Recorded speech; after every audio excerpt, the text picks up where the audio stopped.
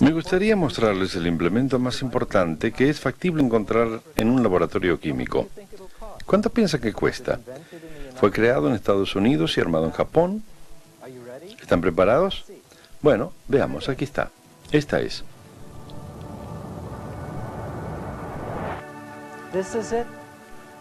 No es un superconductor supercolisionador, ¿no? No es un implemento que valga 100 millones de dólares. Es simplemente un trozo de papel, un cuadro, una idea, una herramienta para la mente. Fue creado por Mendeleev, un ruso, hace 120 años. Se llama la tabla periódica. Y para los químicos es más valiosa que todos los equipos de nuestros laboratorios.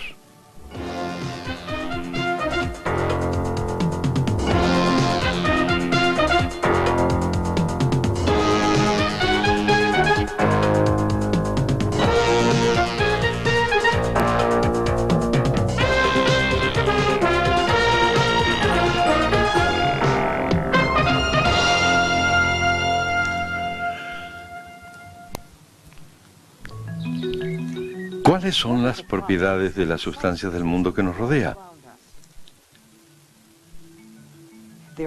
Existen dos tipos de propiedades.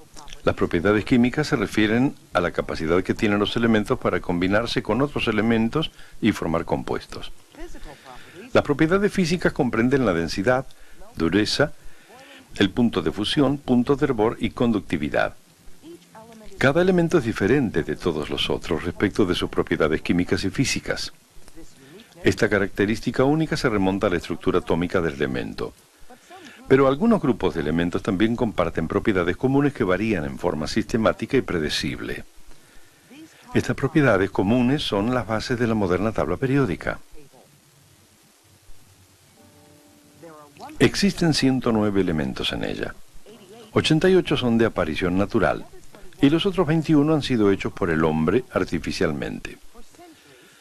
Durante siglos, el latín fue el idioma corriente de la ciencia, por lo que muchos elementos tienen nombres en latín. Por ejemplo, el hierro era ferrum, entonces el oro vio como fe. El oro era aurum, el nombre en latín de perro brillante, por ende se lo llamó au. Madame Curie descubrió un elemento y lo llamó polonio en honor de su Polonia natal. A los elementos descubiertos más recientemente se les ha dado nombres de gente famosa. El einsteinio, como Albert Einstein, y el nobelio, como el hombre que implantó el premio Nobel, Alfred Nobel. Además del símbolo de cada nombre de elemento, en este caso el helio, cada casillero también contiene algunos números importantes. Noten el número debajo del símbolo He. Se trata de la masa atómica del elemento, la masa total de protones y neutrones. Todos los núcleos de helio contienen 2 protones. Sin embargo, la cantidad de neutrones puede variar. Por ejemplo, existe una extraña forma de helio que está compuesta solo por un neutrón dentro del núcleo. A las 2 variedades del mismo elemento se las llama isótopos. La masa atómica de un elemento es el peso promedio de las masas de los isótopos en los elementos de aparición natural. El número sobre el símbolo en cada casillero es el número atómico del elemento, la cantidad de protones en cada núcleo. Un número atómico es lo que determina la posición de un elemento en la tabla. Los elementos en la tabla están dispuestos en orden ascendente según el número atómico, como si fuéramos de izquierda a derecha. Aquí tenemos el hidrógeno número 1, más allá el helio número 2, luego el litio 3, berilio 4, borón 5 y así sucesivamente hasta el neón 10. De nuevo al sodio 11 y el magnesio 12 y así de izquierda a derecha. Ahora, hay otra manera de leer la tabla. Por la forma en que está dispuesta, cada elemento forma parte de un grupo que va de arriba hacia abajo en la tabla. Por ejemplo, el potasio forma parte de este grupo y forma parte de este periodo.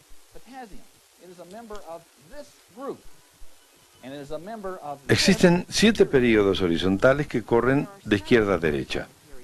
A cada uno se le ha asignado un número colocado a la izquierda del período.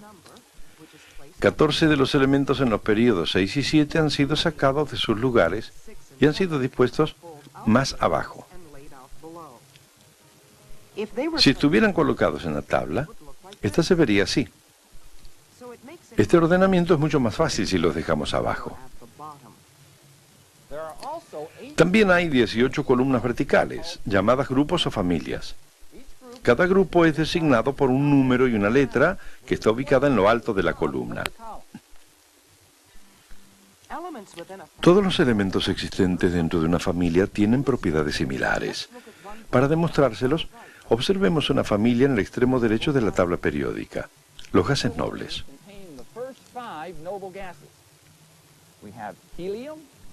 Helio, neón, argón, creón y xenón.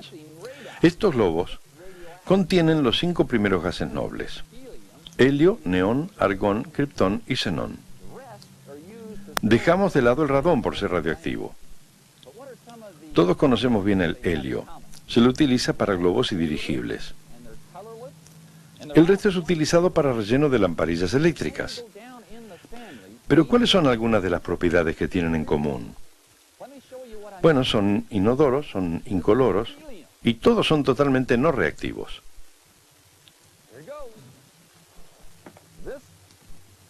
Aquí va. Esto es neón.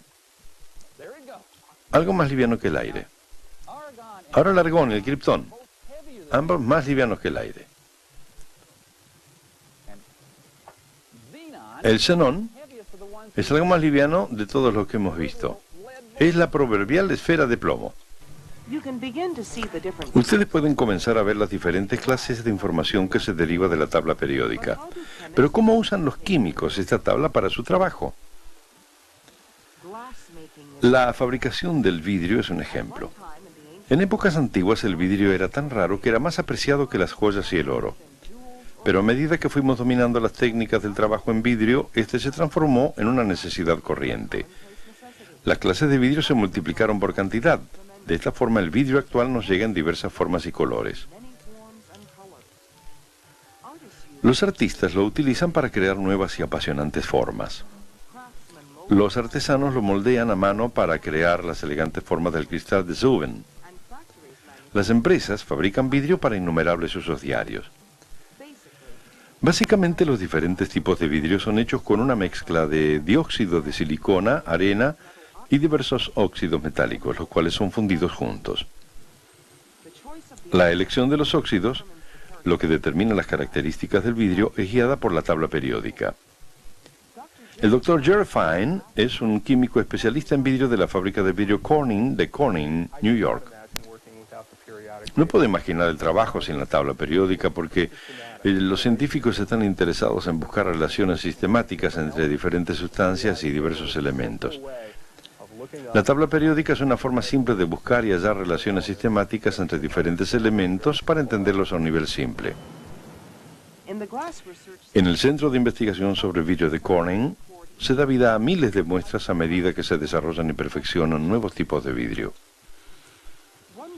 Un grupo de elementos utilizado con frecuencia para fabricar vidrio se encuentra en el extremo izquierdo de la tabla periódica, los metales alcalinos. Mezclando diferentes metales alcalinos se puede producir vidrio de diferentes características. Por eso la comprensión de sus variaciones de comportamiento resulta importante para los fabricantes de vidrio, sobre todo para los químicos. Llamamos metales alcalinos a esta familia. Ellos conforman el grupo 1 dentro de la tabla periódica. El primer elemento es el litio, luego viene el sodio y el potasio. Debajo está el rubidio y este es el cesio. ¿Notan algo que todos ellos tengan en común? Probablemente vean que todos ellos están almacenados en forma poco usual. El motivo por el cual lo hacemos es que todos ellos son altamente reactivos. Tengo 3 recipientes con agua. Voy a tomar una porción de este litio y ponerlo dentro del agua. Observen lo que sucede.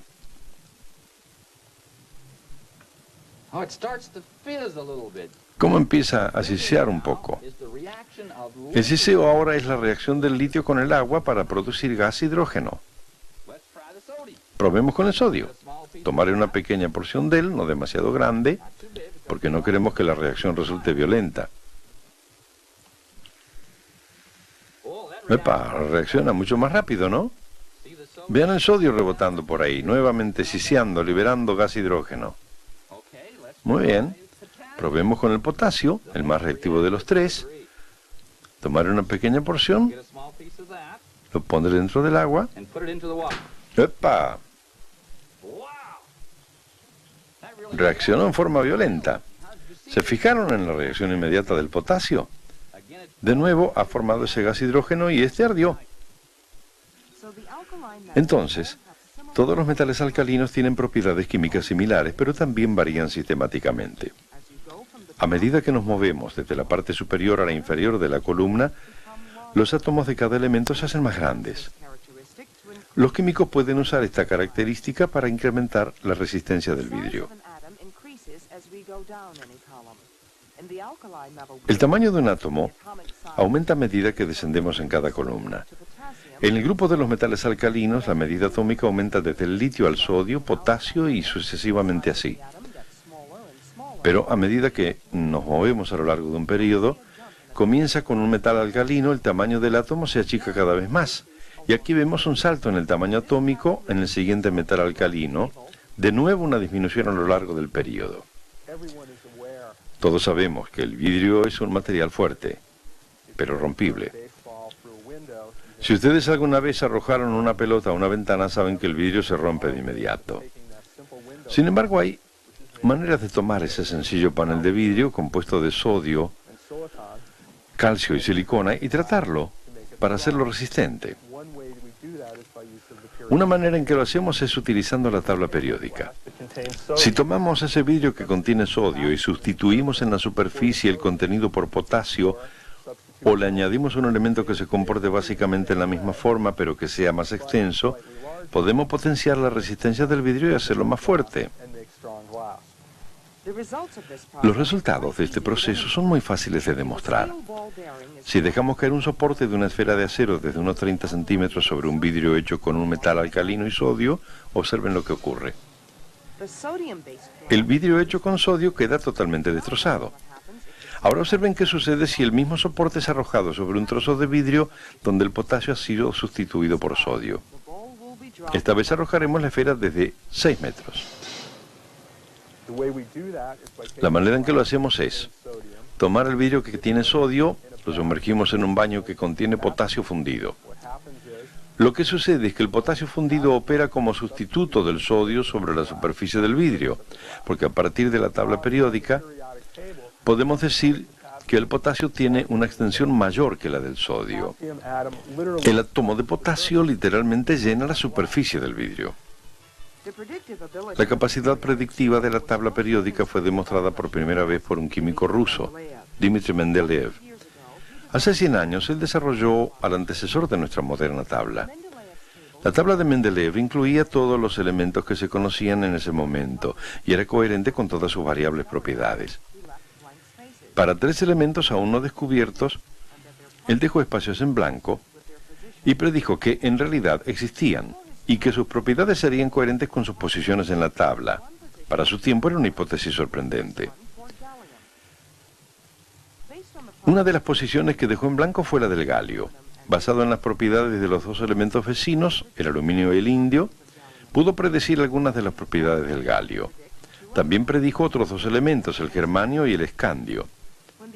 Cuando los elementos fueron descubiertos y se evaluaron sus propiedades, se halló que las predicciones de Mendeleev eran notablemente acertadas. En este siglo, otro químico, un estadounidense, reestructuró la tabla basándose en las propiedades de los elementos que él había descubierto. Su nombre, Glenn Seaborg. En 1944, la tabla periódica no tenía el aspecto que hoy tiene. Los períodos y los grupos estaban dispuestos de otra forma. Volviendo a la época de Mendeleev y llegando a los años 30, los elementos más pesados, torio, protactinio y uranio, fueron incorporados a la tabla periódica en la parte superior de ella, bajo el hafnio, el tantalio y el tungsteno. En 1944, mientras trabajaba sobre el laboratorio metalúrgico de Chicago, en el proyecto de bomba atómica en Manhattan, Se me ocurrió que debían estar mal ubicados y que debían ser los 3 primeros integrantes de la serie de actínidos. Entonces, en un rapto de audacia y contra el consejo de algunos de mis amigos, eminentes químicos inorgánicos, los saqué del cuerpo de la tabla periódica, los puse en la hilera inferior y luego la continué con el 93, el 94 y así hasta llegar al 103. La idea de reestructurar la tabla se le ocurrió a Seborg un viernes por la noche. Estaba delineando un informe confidencial para un seminario que habría de realizarse el lunes siguiente y decidió incluir la idea en su informe. Presenté esta idea en el seminario de ese lunes y se expandió como una esfera de plomo. La idea de que uno sería lo bastante pedante como para cambiar la tabla periódica después de tantos años, de esta manera, cuando, ¿sabe? Todos los consideraban al torio, al protactinio y al uranio que debían estar en esas sacrosantas posiciones, arriba en el cuerpo de la tabla periódica. Los nuevos elementos descubiertos quedaron clasificados hasta después de la Segunda Guerra. Cuando pudo publicar, incorporó su nueva disposición de la tabla periódica. Mostré esta tabla periódica a algunos de mis amigos, los más eminentes químicos inorgánicos del mundo. Dije que planeaba publicarla. Ellos dijeron: no lo hagas, Glenn, estás equivocado, vas a arruinar tu reputación. Bueno, suelo decir que tenía una ventaja. Como no tenía ninguna reputación científica, entonces seguí adelante y la publiqué. La nueva disposición de Seborg le permitió predecir las propiedades de muchos elementos. Sus ideas fueron verificadas cuando estos fueron producidos artificialmente y fue merecedor del Nobel de Química en 1951. Su nueva disposición constituye nuestra tabla periódica. Lo que en la última instancia determina la posición del elemento en esta tabla moderna es la forma en que están dispuestos los electrones en los niveles de energía del átomo. Conforme nos movemos por la tabla y se incrementa el número de electrones de un átomo, los diagramas del nivel de energía contienen más y más niveles y subniveles. Tanto el número como las clases de nubes de electrones aumentan la complejidad. Por ejemplo, este es el diagrama de nivel de energía de los hidrógenos. Un electrón en una nube S llamado el 1s. Los 3 electrones de litio están diagramados así. 2 electrones en la nube 1s. Cada nube puede contener 2 electrones. Luego, el tercer electrón está en otra nube, una nube S en un segundo nivel. Vayamos al sodio y veamos el diagrama de energía de sus 11 electrones. Sus primeros 2 electrones están en la nube en el nivel 1s. Los siguientes 2 electrones están en una nube S en el segundo nivel. Este es en realidad solo el primero de los 2 subniveles del segundo nivel. Entonces lo llamamos el subnivel 2s. Los siguientes 6 electrones de sodio están en el otro subnivel llamado subnivel 2p. Hay 3 nubes con forma P en él. Cada una de esas nubes contienen 2 electrones. ¿A dónde va el 11º electrón de sodio? Conforme nos desplazamos hacia arriba en este diagrama de energía, encontramos el primer subnivel del nivel 3, el 3s. Tiene solo una órbita en él. El 11º electrón del sodio va allí. Cuando los químicos diagraman niveles de energía de los electrones dentro de un átomo, reemplazan la figura de las nubes u órbitas con líneas de puntos. Se utilizan flechas para indicar la presencia de electrones en cada órbita. Este es el diagrama de los 11 electrones del sodio. El sodio es el segundo metal alcalino. Noten que tiene solo un electrón en su órbita más externa, la 3s. Ese es el diagrama del litio, el primer metal alcalino. Fíjense su nivel de energía más alto. Una vez más, está lleno solo hasta la mitad con un solo electrón en el subnivel 2s. El parecido en las propiedades del litio y el sodio, y en realidad de los metales alcalinos, se deben a las semejanzas en la estructura externa del electrón. Los electrones externos en cualquier átomo se llaman electrones de valencia. Los gases nobles son otro ejemplo del parecido en la estructura externa del electrón. Tienen una S o una P completas, una disposición muy estable. Próximos a ellos está un importante grupo, el de los halógenos. Todos ellos han perdido un electrón de un subnivel casi completo, lo que los hace muy reactivos. Ahora, conforme la cantidad de electrones de un átomo se incrementa, ¿cuáles son las reglas que deben seguir esos electrones para completar diferentes subniveles u órbitas? Para descubrirlo, Lon Showalter fue al colegio St. Albans, perteneciente a la Catedral Nacional de Washington, D.C. Estamos hoy aquí para mostrar cómo los electrones llenan los diversos niveles de energía que acaban de ver en el diagrama. Para ayudarnos tenemos 11 jugadores de béisbol. Estos jugadores de béisbol ahora van a representar electrones y vamos a tener una demostración de electrones. Van a poner en práctica las reglas que los químicos utilizan para llenar los diversos niveles de energía. Aquí están las reglas básicas. Estos asientos representan los diversos niveles de energía. El más bajo es el 1S, color azul. El siguiente nivel de energía es el 2S, color verde. Muy bien. Ahora el 2P tiene 3 subniveles y su color es el rojo. Bien, tenemos nuestro punto más alto de energía en el 3S, cuyo color es el amarillo. Muy bien. Ahora hay 3 reglas básicas que debemos seguir. Número 1. Los electrones llenan primero el nivel de energía más bajo.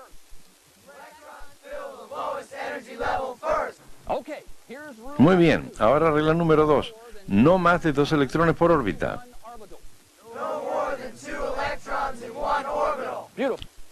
Maravilloso. Ahora regla número 3. Si tiene más de una órbita en un subnivel,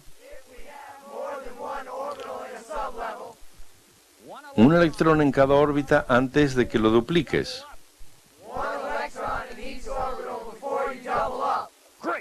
Grande, ¿entendieron? Muy bien, tomemos energía. El primer elemento es el hidrógeno. Vamos.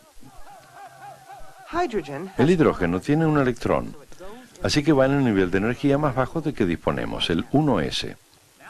Ahora vamos a saltar al nitrógeno. Vamos.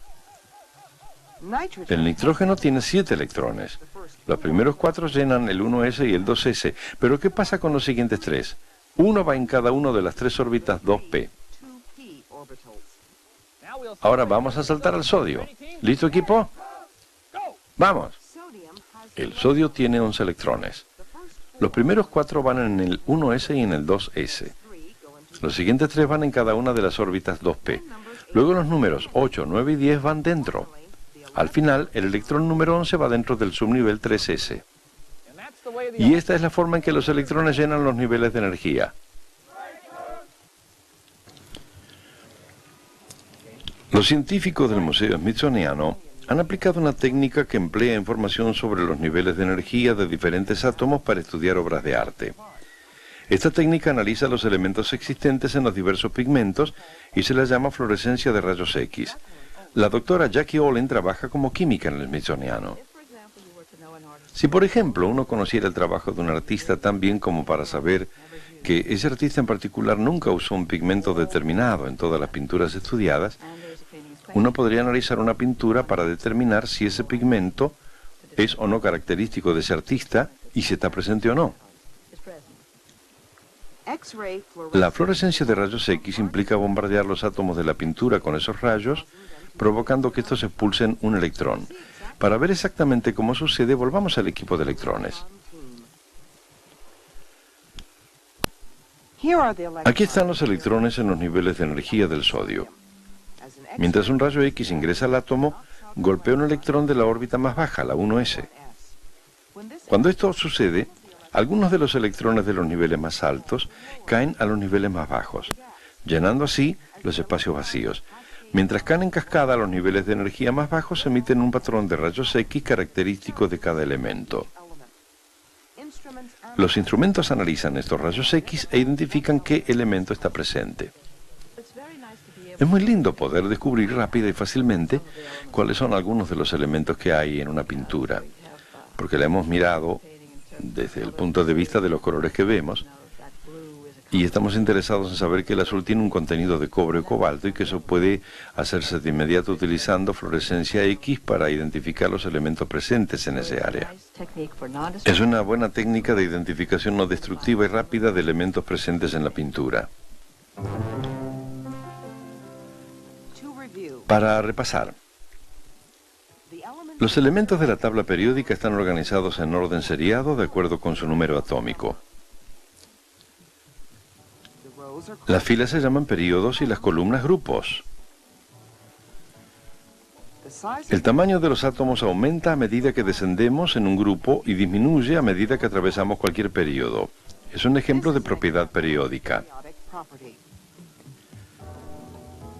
Los elementos de cualquier grupo tienen una disposición de electrones semejante en sus niveles de energía. Por lo tanto, tienen propiedades químicas similares. Podemos ver con claridad que una configuración electrónica implica propiedades similares. Por ejemplo, los metales alcalinos. Con su electrón 1 en la subcaparazón S, todos ellos anulan un electrón, no más de uno. Y todos los halógenos del otro lado de la tabla periódica con su electrón perdido y una subcaparazón P aceptan tal electrón. Uno podría preguntarse, ¿por qué nos concentramos en los electrones externos y no en todos los otros? Es porque los electrones externos tienen mayor energía, los que están más alejados del núcleo. En ellos está la química.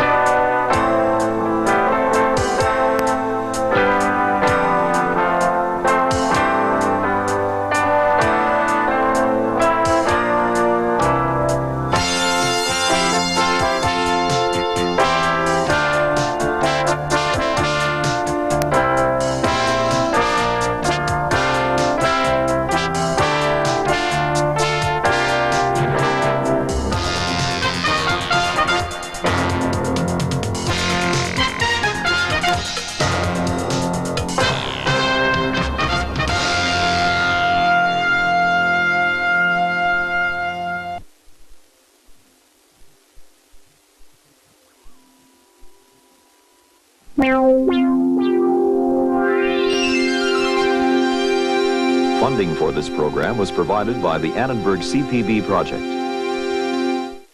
Additional funding provided by the people of Dow, the company that lets you do great things. The 8,000 scientists of the Eastman Kodak Company. The Exxon Education Foundation on behalf of Exxon scientists. And